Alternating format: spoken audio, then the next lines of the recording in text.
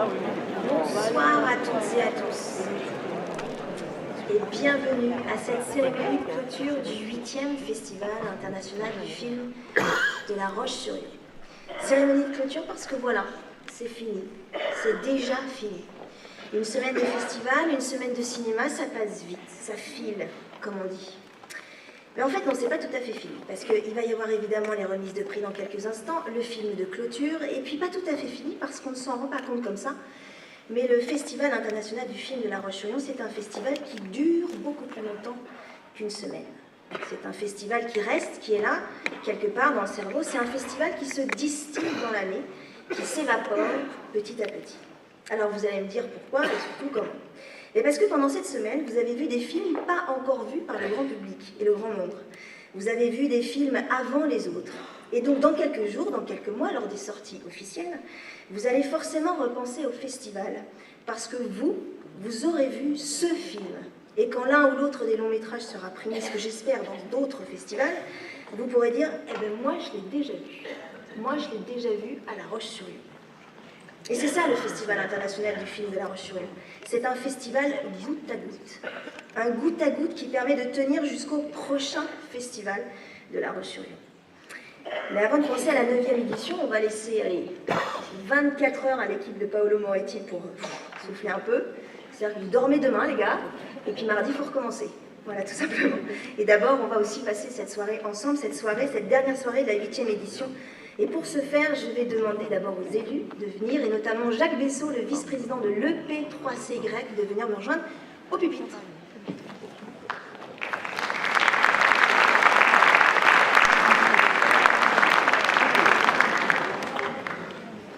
Merci Adèle. Au nom de M. Luc Boire, maire de La Roche-sur-Yon et président de l'EP3CY, je vous souhaite la bienvenue pour cette soirée de clôture. Que vous soyez élus, partenaires, invités, compétiteurs, bénévoles ou festivaliers. Félicitations à chacun pour le bon déroulement et bien évidemment, en premier, à Paolo pour toutes ces sélections dont il nous a fait profiter. Et merci à vous tous qui faites le succès de cette 8e édition. Votre participation au cours de cette semaine a été plus nombreuse encore que l'an passé. Et l'année dernière, c'était déjà un record avec plus de 22 000 entrées. Je vais être court, puisqu'il y a plusieurs intervenants, afin que nous puissions aller profiter rapidement de la projection de ce soir d'Adi Cool. Et donc, je vais être cool. Je pourrais vous parler de François Massy, je pourrais vous parler de David Aureilly, Michel Gondry, Saïd Ben Saïd, tous ces invités qui sont participés à ce 8e festival. Mais cette année, je mettrai un petit focus sur un aspect spécifique de notre festival de La Roche-sur-Yon. Ce sont les projections jeunes publics et scolaires. La première permet de profiter du spectacle et du festival en famille, que l'on soit parents, grands-parents, enfants, petits-enfants. Un cinéma tout en douceur qui permet l'initiation de jeunes cinéphiles. Je vous rappelle que la ville de La Roche-sur-Yon est la première ville cinéma de France. Les secondes, les scolaires, proposent une programmation riche, ouverte, et qui permettent une éducation à l'image au cœur de notre ville, de notre agglomération et de notre département. C'est récompensé par un prix transversal, je dirai tout à l'heure, décerné, bien sûr, par les jeunes, en particulier par le CMJ. Sur la semaine écoulée, le record d'entrée est d'ores et déjà battu par rapport à l'année dernière. Je vous rappelle qu'il était de 22 000. C'est un très joli succès. Je crois que nous pouvons applaudir toute l'équipe et en particulier M. Paolo Moretti.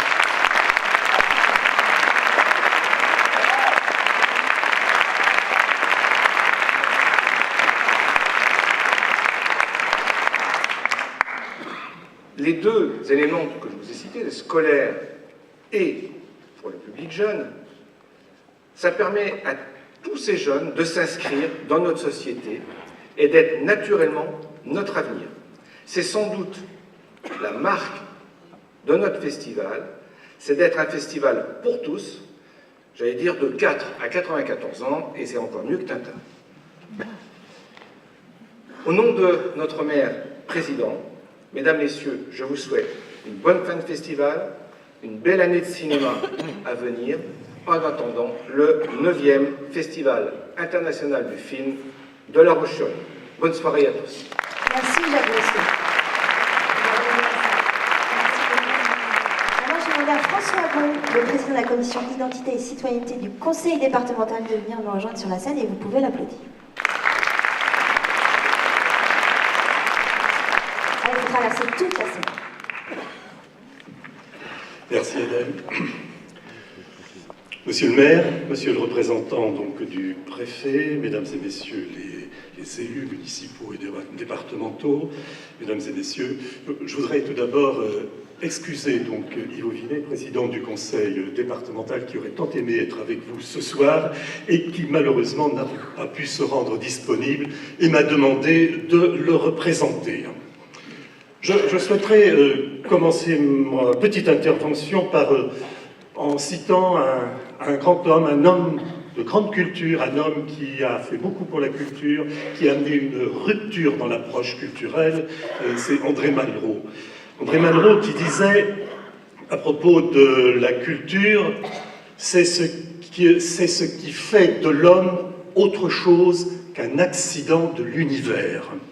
Et en voyant la programmation du festival, je trouve que cette programmation fait tout à fait écho à cette phrase d'André Malraux. On a bien le sentiment que l'humain est au cœur du festival, et cette humanité, elle s'exprime précisément par la volonté d'avoir élargi le festival à d'autres publics, car la culture, ce n'est pas l'affaire d'une élite, la culture, c'est l'affaire de tous, bien entendu.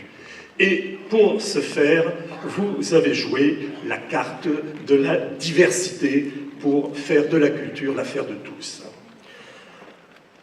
Quand on interroge le directeur du festival, Paolo Moretti, quand on lui demande quelle est la spécificité de votre festival, il répond généralement, sa spécificité, c'est justement de ne pas avoir de spécificité. Et c'est bien là toute son originalité. Vous qualifiez vous-même la programmation d'éclectique, d'audacieuse et d'accessible. Ces trois adjectifs résument parfaitement votre stratégie. C'est une façon ingénieuse d'élargir au maximum pour attirer des publics différents et en quelque sorte, c'est la recette d'un festival réussi. Alors cette volonté de conquérir de nouveaux publics est une façon de, me semble-t-il, de lutter contre la fracture culturelle et de permettre à chacun, et notamment à chaque Vendéen, d'avoir accès à la culture, à ce patrimoine commun. Et cette démarche contribue certainement à la vitalité et à l'unité de nos territoires. Vous affichez aussi comme objectif d'élargir le rayonnement territorial du festival. Le département ne peut que se réjouir de cette volonté. C'est une bonne occasion d'emmener la culture aux quatre coins de la ville, mais aussi dans les communes environnantes. Et vous poursuivez le travail de rayonnement départemental que vous avez initié en 2015 en partenariat avec la Fédération départementale des familles rurales et son circuit de cinéma itinérant. Vous êtes allé à la Châtaigneraie, vous êtes allé à Mortagne-sur-Sèvre, vous avez aussi imaginé d'autres partenariats avec les cinémas de la Ferrière et d'Aubigny, d'autres partenariats aussi avec les lycéens, avec le lycée Atlantique de Luçon et le BTS audiovisuel du lycée de l'Image à Montaigu. En tout cas, au nom du département, je vous dis bravo pour cette large ouverture sur tout le territoire vendéen. La diversité et l'accessibilité sont certainement les maîtres mots du festival. La diversité du festival, on la ressent dans le choix de la programmation. C'est une programmation variée et accessible mais qui conserve toute l'exigence qui fait la qualité de chaque édition.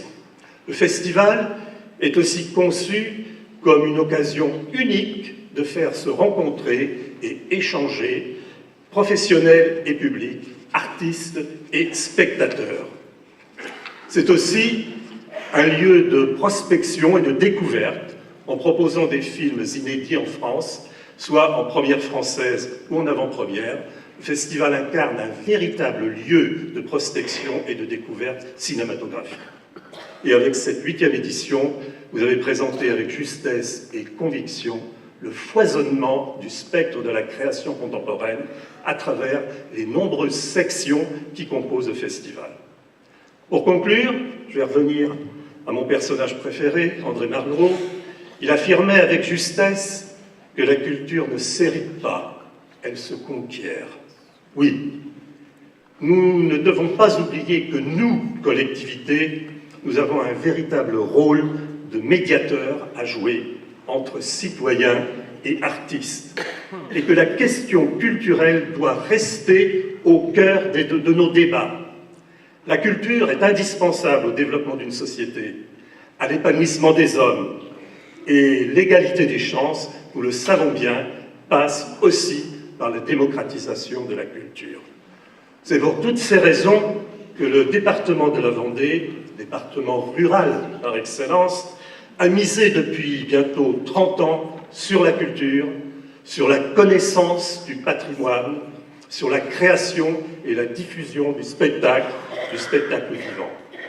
Et bien sûr, nous aidons financièrement les collectivités locales qui, elles aussi, prennent la culture à bras-le-corps. La ville de La Roche-sur-Yon bénéficie, à partir de cette année, d'une subvention de 80 000 € inscrite dans le contrat Vendée Territoire. Et donc, puisque ce contrat est signé pour 4 ans, cette 8e édition du festival n'est certainement pas la dernière. Je remercie donc tous les acteurs qui ont permis la tenue du Festival international du film. Et quand je porte mon regard sur cette salle archi-comble, je ne peux m'empêcher de penser que la culture a ce pouvoir magique de créer des moments d'union, de convivialité et de pur plaisir. Je vous remercie de m'avoir écouté. Merci François. Maintenant, je vais demander au secrétaire général de la préfecture Vincent Desquet de venir me rejoindre sur la scène. Vous pouvez l'applaudir. Il y a tout ça à traverser. Je vous en prie.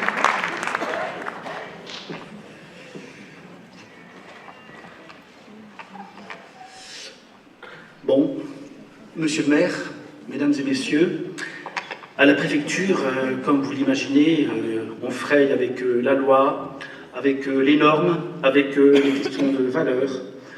On porte des jugements, on rend des arbitrages.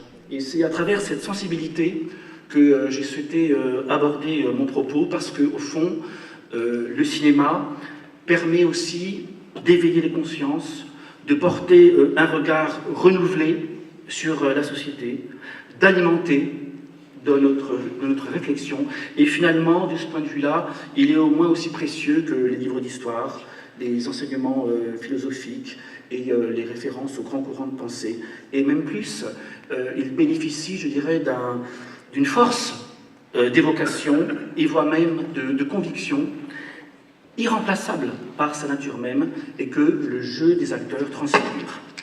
Alors, pour justifier mon propos, je me situe au carrefour de ce qu'on considère comme 2 chefs-d'œuvre, qui tous deux s'inspirent de faits divers, mais en les dépassant totalement, en élevant la portée du débat sur la nature humaine jusqu'à la noirceur de l'âme, et aux notions d'innocence et de culpabilité, et même de justice.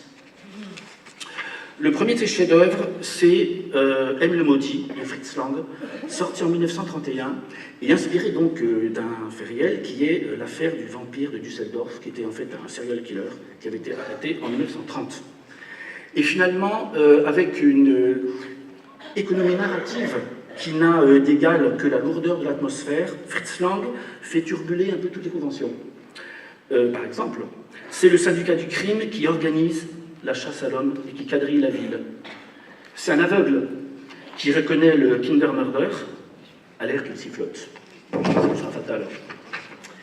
Et alors que Peter Lorre, qui incarne justement ce tueur en série, s'effondre devant le tribunal improvisé par les truands et avoue être un tueur compulsif, ce sont ses propres mots, et alors que fusent les cris parmi le public qui est là de tuer la bête, écraser la brute, eh bien son avocat de fortune, qui était commis d'office, parce que les truands ont quand même pensé à ça, il a droit à un avocat, ose dire devant cette assistance déchaînée, il dit « Personne ne peut être puni pour une chose qu'il ne peut s'empêcher de faire. » Et il dit « Personne ne peut tuer un homme qui n'est pas responsable de ses actes. » Alors vous m'avouerez que lorsque 3 années après, l'Allemagne bascule dans le régime nazi, ces propos ont quand même une certaine signification.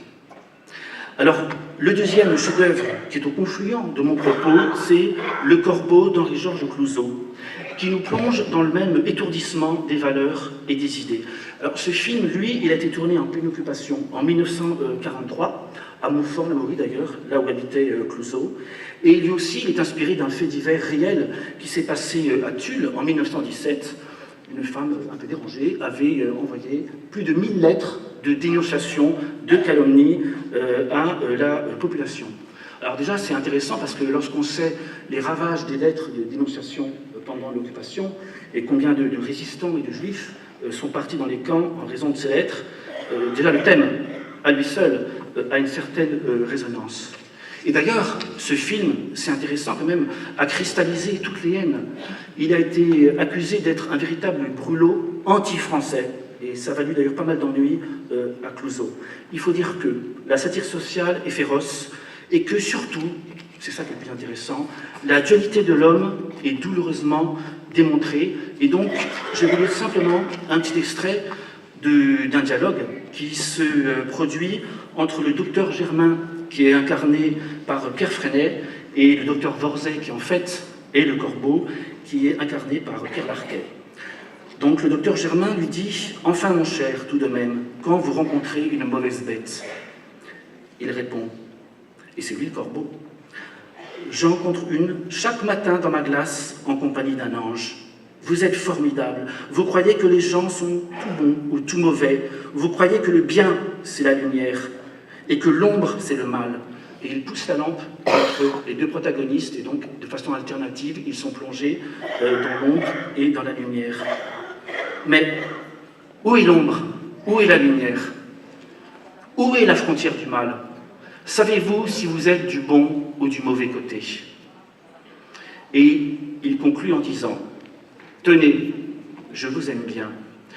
Je vais vous faire une confidence. Je me drogue, je me pique. C'est pourquoi Marie Corbin subtilisait à la pharmacie des ampoules de morphine, parce qu'elle a une vieille passion pour son ex-fiancé. Et je ne me rends pas pour un monstre, vous savez. Méditez là-dessus, jeune homme, et faites votre examen de conscience. Vous serez peut-être étonné des résultats. » Eh bien, vous voyez, voilà, le cinéma, c'est ça. C'est ce qui permet aussi de prendre conscience et de contribuer à l'intérêt de la vie. Merci. Merci Vincent Dupieux. Allez-y, je vous en prie. On va regarder la salle. Juste là, sur le côté. Je vous demande. Merci beaucoup. Alors, maintenant, je vais vous demander d'accueillir le directeur du Festival international du film de La Roche-sur-Yon, Paolo Moretti.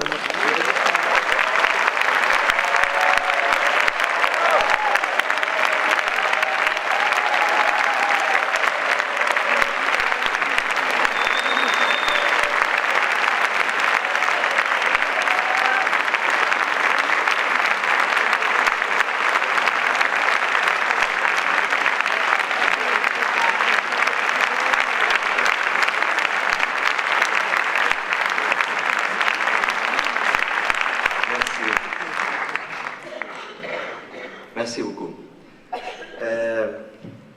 Chers représentants des institutions, chers partenaires, chers publics, j'étais en train de préparer mon discours aujourd'hui et puis j'ai croisé une spectatrice au ciel et en sortant du ciel, elle me passe une carte que je lis et qui m'a touché aux larmes. Et donc je vous en lis juste un petit passage parce que ça raconte tellement bien ce qu'on essaye de faire et c'est tellement beau quand ça arrive. Et qui dit merci à vous, à votre équipe, d'aimer les publics, de les respecter et d'être les passeurs des réalisateurs. C'est tout ce qu'on fait. C'est vraiment notre principe, c'est ce qu'on essaye de faire avec la plus grande sincérité. Moi, je pense que c'est un festival fait de ça, fait de beaucoup de sincérité, de respect. On a toujours en tête le public. On se réjouit, on est profondément ému quand on voit une salle pleine qui réagit. J'étais l'autre jour à une projection bien fréquentée par des scolaires, par des lycéens. Évidemment, ce n'est pas le public le plus discipliné du monde. J'ai beaucoup de respect et d'admiration pour mes collègues, j'ai envie de dire, justement, qui s'occupent tout particulièrement d'un âge assez compliqué. Et j'ai essayé de faire une présentation, mais j'ai coupé court parce qu'évidemment, ça s'est passé tout et n'importe quoi.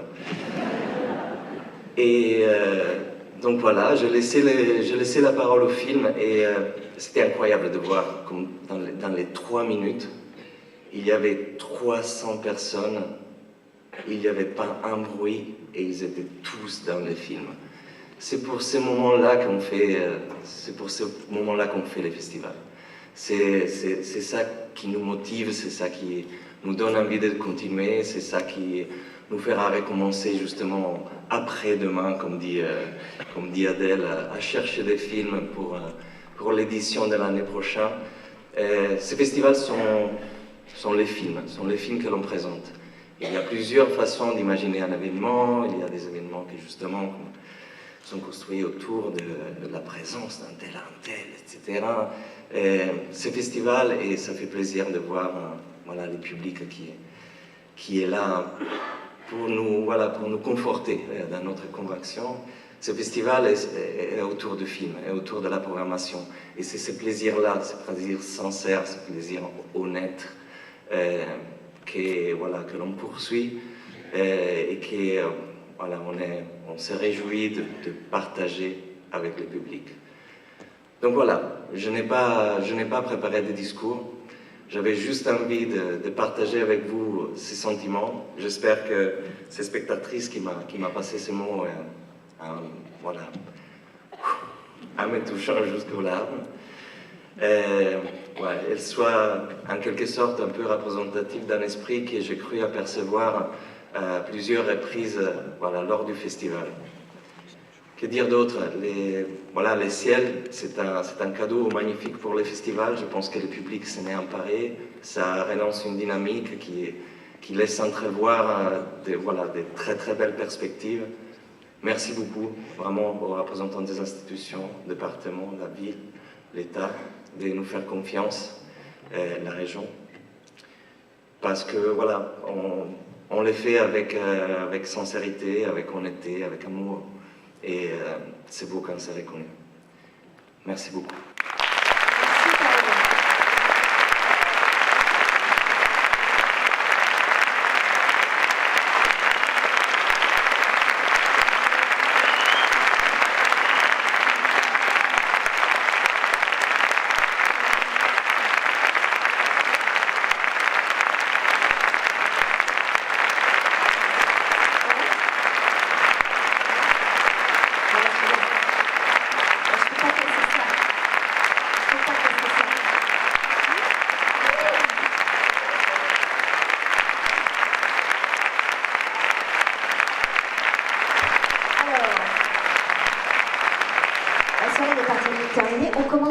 La remise des prix.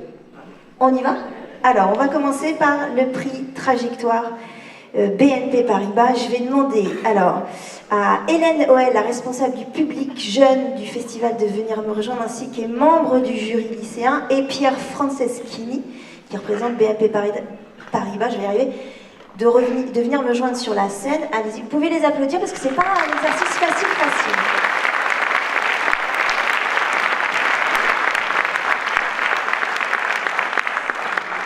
Pierre, vous allez vous mettre au pupitre, je crois que vous avez un mot à dire. Venez peut-être plus par là. Alors je sais, ouais, ça fait peur, je sais. Non, mais venez là. Je mords pas, pas encore. Ouais, venez là. Comme ça, on vous verra bien. Voilà, je vous en prie. Merci Adèle, en tout cas, je suis extrêmement fier, au titre de BNP Paribas, de participer ce soir à la remise d'un des 4 prix du festival qui est remis, qui est le prix Trajectoire. On est nous partenaires de ce festival depuis 3 ans.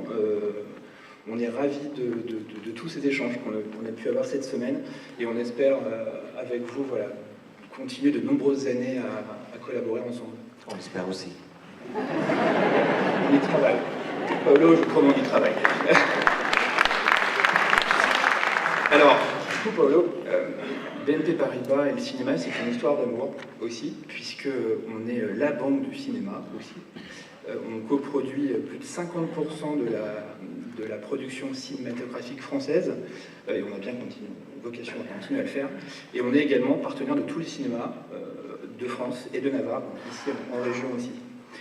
Et alors pour revenir quand même à ce prix qui nous intéresse, ce prix Trajectoire, il a bien évidemment pour nous une connotation particulière, puisqu'il va être remis par un jury exigeant et connaisseur, constitué de lycéens vendéens, qui font des études en matière de production cinématographique, m'a-t-on dit. Et Adèle, sans trahir de secret sur le contenu du gagnant, mais je crois qu'ils ont fait un excellent choix. Ah oui, j'en suis sûre. Merci beaucoup, bonne soirée à tous. Merci. Hélène, je vous en prie. Hélène qui est responsable du public jeune au festival. Bonsoir. Alors, mon intervention va être très courte, mais elle fait un petit ricochet avec celle de Paolo sans qu'on se soit consulté. Une semaine de festival, c'est court, mais c'est d'une densité qui nourrit une année entière. On y voit des classes enchaîner 2-3 films, des ateliers d'analyse, de pratique, mais aussi colère, joie et peur prendre corps lors d'un atelier de film suédé. On y entend des questions d'adolescents fleurir après 30 minutes d'échange avec l'équipe du film Pas comme des loups. Et surtout, la plus belle réponse de Jean Regnault à une fillette demandant pourquoi un poussin, lorsqu'il sort de son œuf, croit qu'un renard est sa maman. Ça circule, ça fuse, ça rit. En gros, ça vit. C'est une vraie bouffée d'air dans les salles et dans la ville qui circule et qui nous insuffle une nouvelle énergie pour la prochaine édition. Cela ne serait évidemment pas possible sans des partenaires précieux, les établissements scolaires, les enseignants, les maisons de quartier, les dispositifs lycéens et apprentis au cinéma en Pays de la Loire, École et Cinéma, le Conseil municipal des jeunes, les associations Le Skylab, la Gâterie et la Revue Réplique. Un grand merci à vous tous. On peut les applaudir.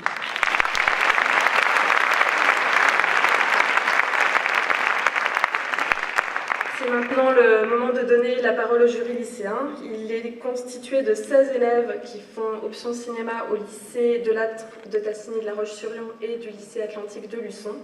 Ils ont été accompagnés par Nicolas Thévenin et ils ont délibéré hier. Vous voyez ici 4 de leurs représentants, Émile, Kylian, Titouan et Axel, à qui je donne la parole.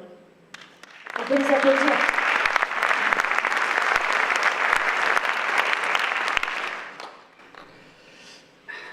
Le prix Trajectoire du jury lycéen du 8e Festival international du film de La Roche-sur-Yon est attribué à un film racontant une rivalité légendaire qui était aussi un combat intérieur pour chacun des 2 personnages, évoqué avec un suspense haletant et une reconstitution précise, permettant de comprendre leur obsession et leur géniale folie. Donc le prix est attribué à Borg McEnroe de Janus Metz.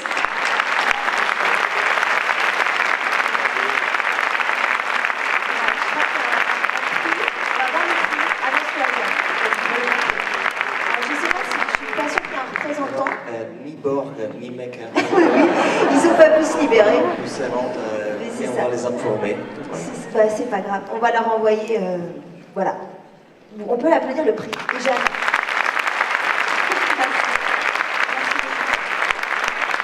Vous regagnez la salle et on va passer à l'autre prix. En tout cas, bravo pour ce prix Borg McEnroe. On passe au prix du public. Quel prix? Et je vais demander aux parrains de ce prix, les représentants de FestiClap, l'association cinéphile de la ville de La Roche-sur-Yon, de venir me rejoindre sur la scène, nous rejoindre sur la scène, pour remettre ce prix. On peut les... Oui, oui, bah oui, oui, oui.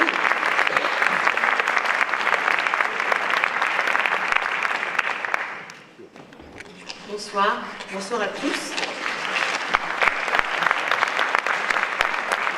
Le prix du public, cette année, a repris toute sa signification. Avec le retour du bulletin de vote, ce petit bulletin de vote que vous avez un petit peu de mal à découper en début de séance, mais à la fin de la semaine, c'était parfait. Je veux tout d'abord féliciter le public du festival, non seulement parce qu'il a été nombreux, mais aussi parce que tous les films qui arrivent en haut de classement sont de vraies œuvres de cinéma. Vous avez prouvé une fois de plus que quand on offre aux spectateurs le choix entre la facilité et la qualité, il choisit toujours la qualité.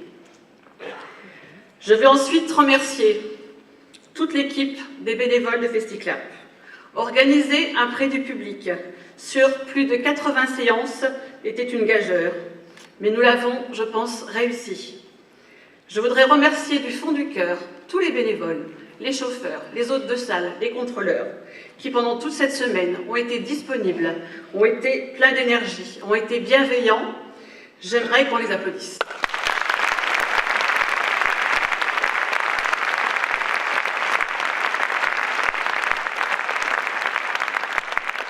Donc le prix du public a été attribué ce soir à 3 panneaux de la vengeance. Les panneaux de la vengeance, c'est des bords.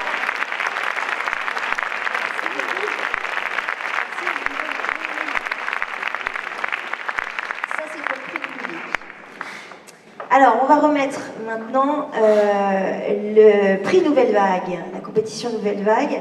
Alors, j'ai demandé à un des membres du jury, qui je crois est là, à Céline Pimentel de venir me rejoindre, et ainsi qu'au parrain Cuitis pour remettre ce prix. Vous pouvez évidemment les applaudir.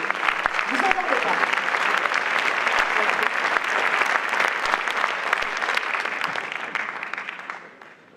Je vous en prie, vous pouvez vous installer au pupitre si vous avez un petit mot à dire. Alors je dis juste, si pour rappeler, vous n'étiez pas toute seule dans le jury, juste pour dire, il y avait Alessandro Comodin, le réalisateur Alessandro Comodin, et le réalisateur Benjamin Crotti, qui était avec vous aussi, Céline. Je vous en prie.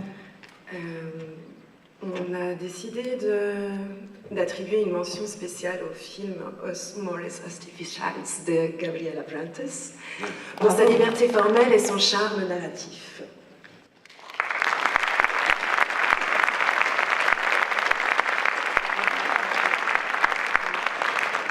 Gabriel, que voilà, je pense qu'une partie du public a pu rencontrer, il est venu accompagner son film, il est resté quelques jours avec nous. Merci à Gabriel. Et bon, sans autre transition, on va passer au prix Nouvelle Vague. C'est un récit minutieux, une composition plastique, une expérience sensorielle. Dans ce monde, on construit, et de plus en plus haut. Ce ne sera sans doute malheureusement que pour détruire, puis reconstruire, puis redétruire, puis reconstruire, puis redétruire, et ainsi de suite. Il en va ainsi depuis la nuit des temps, la réalité brute devient souvenir, le présent devient l'histoire.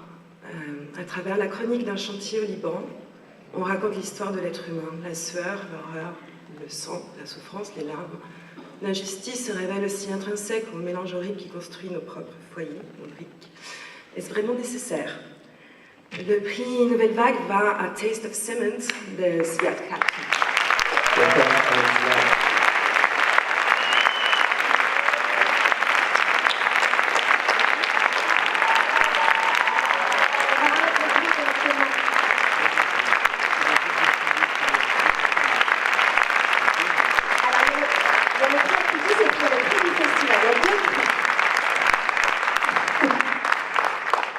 Bonsoir. I'm so happy to be here tonight. It's my pleasure and it's my honor, and I would like to thank La Roche Film Festival and everybody behind this festival, because they gave me a chance to attend here tonight between all of you, and thank you so much.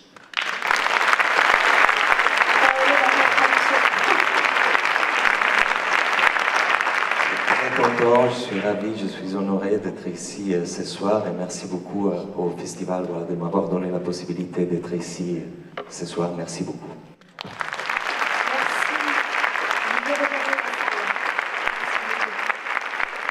Est-ce que vous vouliez dire un petit mot? Non? Acuitis.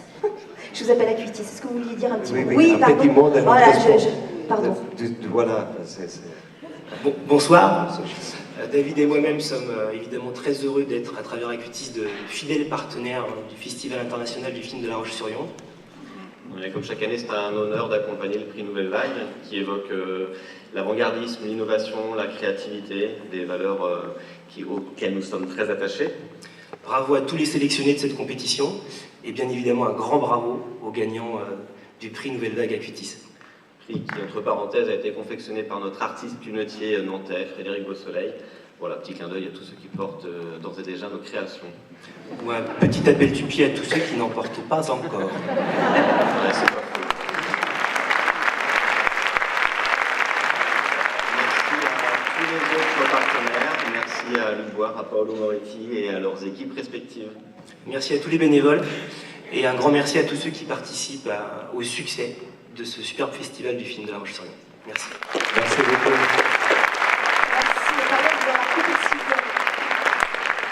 Et on va déjà passer au Grand Prix Ciné Plus et au dernier prix, notamment concernant le jury de la compétition internationale. Alors pour remettre ces prix, je vais demander à deux membres du jury, à Elsa Charby et à Andy Gillet, de venir me rejoindre sur la scène. Voilà, ils étaient trois, il y avait le producteur aussi, Jean Desforêts. Andy est comédien et Elsa Charby est la directrice du Festival de cinéma de Brive. Bonsoir. Bonsoir. C'est un honneur tout particulier d'avoir été invité par Paolo Moretti et toutes ses équipes à participer à cette édition. Et c'est un grand honneur de voir et de partager avec le public de La Roche-sur-Yon son amour du cinéma et de voir la qualité de l'engagement de Paolo et de toutes ses équipes. Voilà. Alors effectivement, nous étions trois et notre camarade Jean Desforêts ne pouvait pas être là, il s'en excuse. Mais nous avons tous les trois découvert avec beaucoup de passion cette sélection, les 8 films de cette compétition internationale, avec effectivement cette ligne éditoriale très forte qui caractérise ce très beau festival de La Roche-sur-Yon. Vous avez beaucoup de chance. Voilà, donc on a décidé unanimement, je dirais même avec une certaine osmose, de récompenser 3 d'entre eux. Oui, en donnant une mention spéciale à un film qui apporte un regard très singulier, très particulier sur son sujet, ses personnages. C'est le film de Linur Palmson. Voilà. Winter Brothers. Winter Brothers, voilà.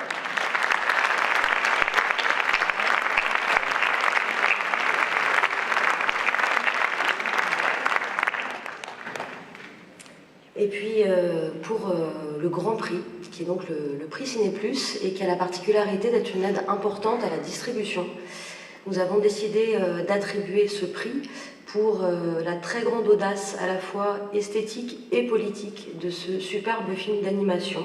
Nous avons récompensé Have a Nice Day de Liu Tian.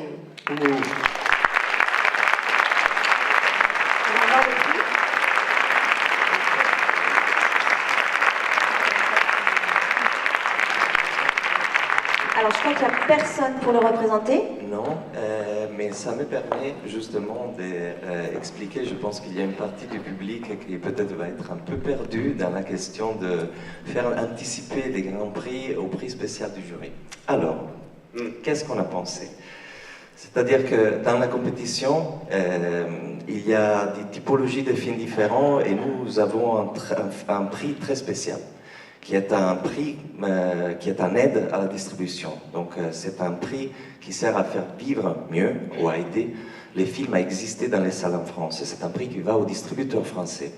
Alors c'est clair que quand un film a peut-être déjà un grand distributeur, n'est pas un prix qui peut changer la vie du film. Alors que c'est le cas pour on l'espère, les films qui est primé ce soir. Donc, Have a Nice Day. Il y a aussi d'autres typologies de films et des films qui nous importent. Voilà, c'est le cas du film qui va être annoncé tout à l'heure. Et c'est pour dire que, différemment de d'autres festivals, il n'y a pas de hiérarchie entre les prix.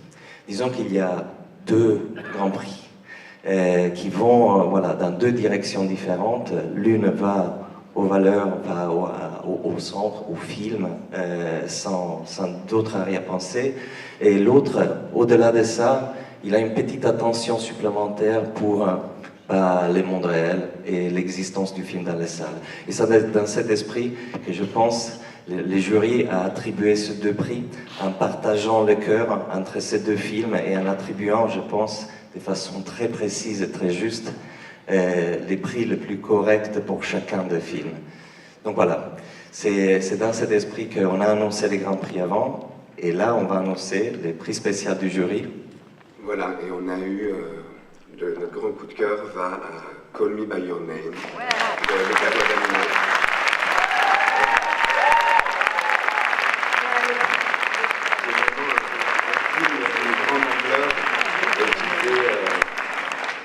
Qu'il faudra voir absolument, et ça a été une grande chance de voir en avant-première ici.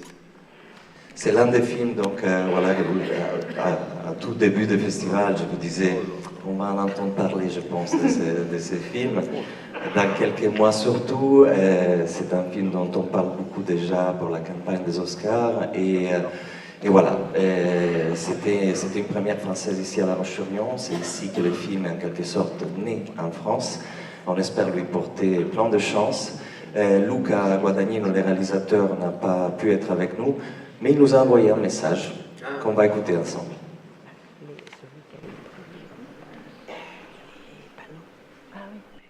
Cher ami, je suis désolé de n'être pas avec vous ce soir, mais je suis bloqué à la maison pour le travail. Je suis très heureux d'avoir reçu votre prix, cher jury, et je remercie particulièrement le directeur Paolo Moretti pour avoir invité notre petit film Call Me By Your Name au festival cette année à La Roche-sur-Yon.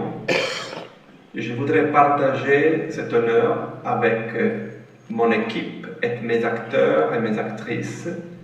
Merci beaucoup et j'espère être avec vous l'an prochain. On l'espère aussi. Merci beaucoup.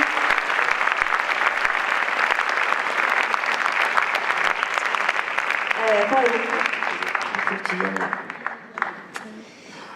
Parce que c'est fini, on a remis tous les prix. On a remis tous les prix, mais maintenant il... Fini? Bah ouais. Ah non. Mais demain tu dors et puis mardi tu recommences. Ça te va? T'as 24 heures. T'as 24 heures. Juste, non, on va peut-être parler du film de ce soir. Alors, quand même.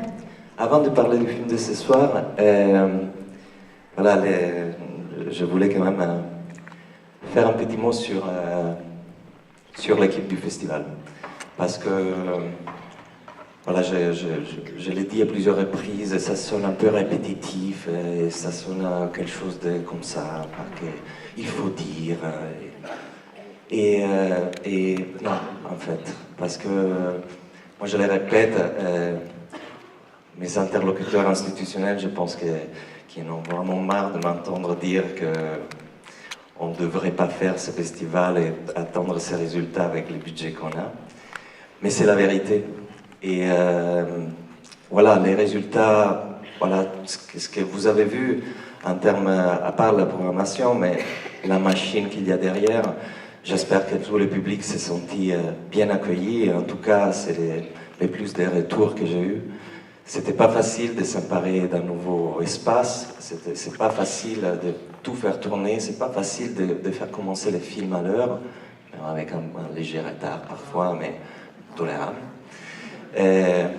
Toute cette machine-là fonctionne parce que je peux compter sur chaque membre de l'équipe. Je ne fais pas attendre à imaginer un problème, qu'il y a quelqu'un qui arrive et qui me dit non, c'est fait. C'est résolu. Ça fonctionne comme ça. Ça fonctionne comme ça et il y a toutes les équipes, l'équipe stable du Concorde, l'équipe voilà, l'équipe technique qui arrive pendant le festival, les équipes de bénévoles, comme disait Nathalie, c'est une quantité de personnes, c'est un organisme qui fonctionne ensemble, et ce qui fonctionne, c'est qu'on sent quelque chose de commun entre eux, on sent cette passion, et voilà, je parlais tout à l'heure de sincérité et d'honnêteté et d'amour. Et je pense qu'il y a quelque chose de cet ordre-là qui fait que tout marche. Donc merci beaucoup à tous. Et moi aussi, je vous demande de les applaudir. Merci beaucoup.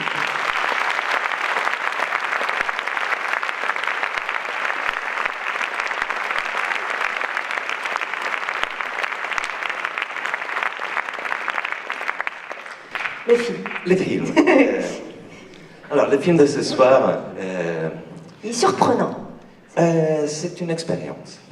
Alors, comme je disais, j'ai eu l'occasion d'échanger. Il y avait quelqu'un même, voilà, qui s'étonnait qu'on ait sélectionné et qu'on propose ces films. Effectivement, vous allez voir, c'est peut-être une couleur qu'on ne s'attend pas dans la palette du festival.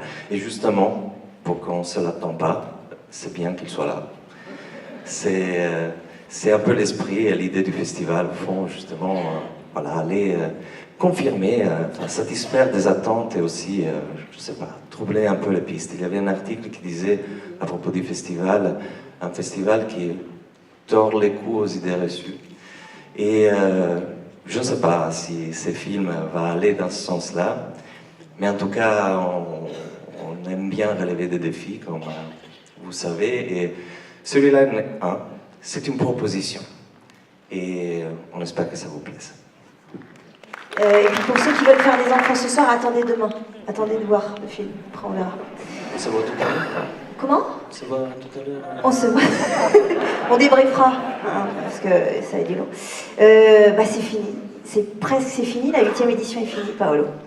Mais c'est presque, il y a encore un film. Il y a encore un film. En tout cas, j'espère que vous avez passé une belle semaine de cinéma. Merci encore à l'équipe du festival. Je vous souhaite un très bon film de clôture. Merci.